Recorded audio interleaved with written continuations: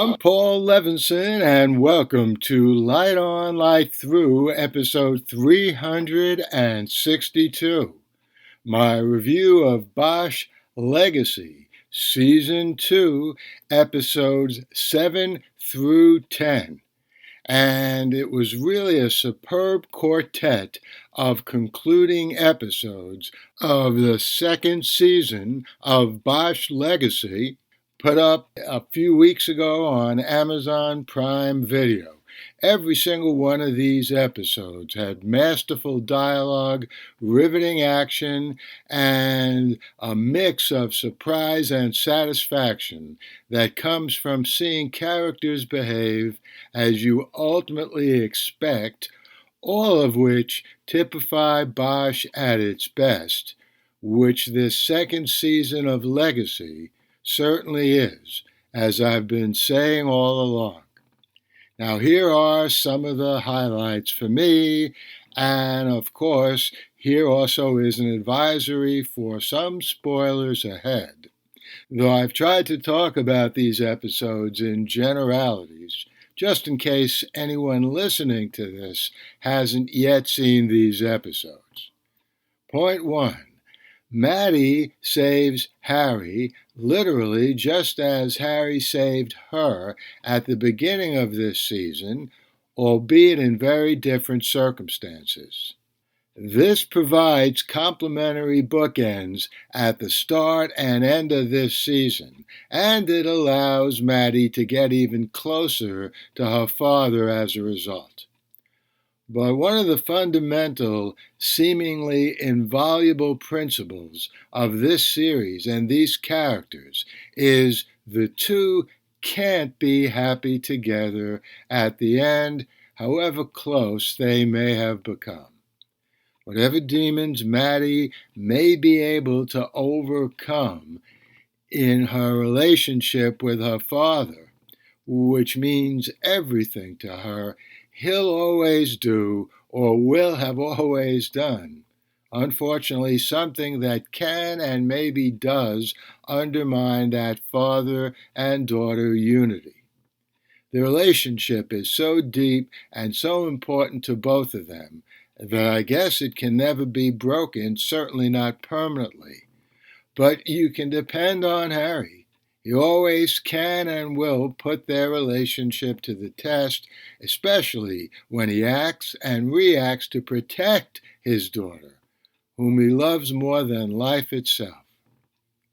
It's tough to see, but very realistic, given who Harry is. Point 2. As I said in an earlier review, it was good to see Mo get some love. But, well, it turns out that the love was not physical, and worse than that, the attraction was not completely mutual. But Mo is put in a position where he would have had to turn on Harry and Honey, and of course he's not going to do that. And so he can't continue with the woman he was falling for, even though she truly did have at least some feelings for him. Tough world, tough life. There's that word again, tough.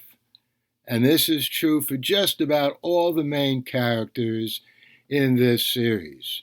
Ringo's It Don't Come Easy would have been a good theme song for this series, if only Harry didn't prefer jazz to rock and roll. Point 3. Speaking of Honey, she's on her way to an unexpectedly big job. At least she hopes so, and I hope so too. Elections are increasingly more difficult to predict on our side of the screen and surely on Honey's. I'd donate to her campaign if I could, though, because I know it would be fun to see her in this new job next season. Point 4. Now, as I've been saying in my reviews, the acting this season was outstanding, and especially impressive was Madison Lentz as Maddie. By the conclusion of this season, I'd say she was on a par with Titus Welliver as Bosch, and that's high praise indeed. One of the pleasures of Bosch and Bosch Legacy has been watching the acting, top-notch for every character in every scene. But point 5, and speaking of acting, it was good and sad to see Lance Reddick one more time in his role of Irvin Irving in the season finale. He was a great actor in everything from The Wire to Fringe, and I'm glad we all got a chance to see him one more time. Filmed before he left us way too soon back in March of this year. The Light on Light Through podcast. And I hope you enjoyed that review of the quartet of concluding episodes in Bosch Legacy Season 2. I'll be back here next week with another episode of Light On, Light Through. Might be another review, could be an interview, could be another discussion, just as we've had in the last few episodes. In the meantime, stay safe, stay sound, and keep doing whatever you can to help the people of Israel and Ukraine fight off the terrorists and fascists that have invaded their countries. The Light on Light Through podcast.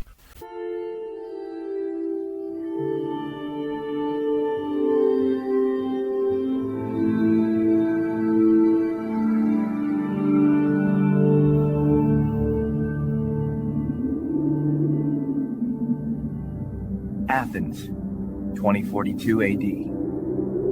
She ripped the paper in half, then ripped the halves, then ripped what was left again into bits and pieces of history that could have been. Sierra Waters had read once that, years ago, it was thought that men made love for the thrill, while women made love for the sense of connection it gave them. Curled Up with a Good Book says, Sierra Waters is sexy as hell. You can find out more about The Plot to Save Socrates by Paul Levinson at theplottosavesocrates.com.